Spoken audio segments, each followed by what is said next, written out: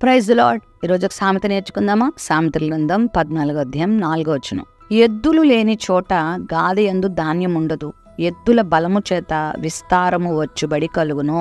ఎద్దులో చాలా మంచి లక్షణాలు ఉంటాయి. అందులో 2 మంచి లక్షణాలు ఏంటంటే కష్టపడుతుంది, ప్రయాసపడుతుంది. రెండోది యజమానికి లోబడుతుంది.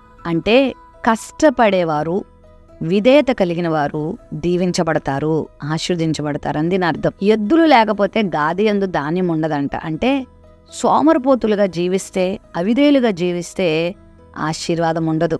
కష్టపడి విధేయత చూపించి ప్రయాసపడితే, నీ ఒళ్ళు వంచి, నీ మనసు పెట్టి, నీ చదువు కానీ, నీ ఉద్యోగం కానీ, నీకు అప్పగించిన పని కానీ నువ్వు చేస్తూ ఉంటే నువ్వు దీవించబడతావు. ఒక ఎద్దు ఎలా తన యజమానికి లోబడుతుందో, ఒక ఎద్దు ఎలా తన జీవితం అంతా కష్టపడి ఆ పొలం దున్నుతుందో, అలా ప్రతి ఒక్కరూ ప్రయాసపడాలి, కష్టపడాలి. సుఖానికి జీవితాన్ని అలవాటు చేసుకోకూడదు, శరీరాన్ని కష్టపెట్టాలి. దాని అర్థం ఏంటంటే అప్పగించిన పనిలో నమ్మకంగా ప్రయాసపడాలి. తినడం, నిద్రపోవడం, ఇష్టానుసారంగా తిరగడం, కాలయాపన చేస్తూ సమయాన్ని దుర్వినియోగం చేసుకుంటే నీ గాదిలో ధాన్యం ఎలా ఉంటుంది? నువ్వెలా ఆశీర్వదించబడతావు? నువ్వెలా దీవించబడతావు?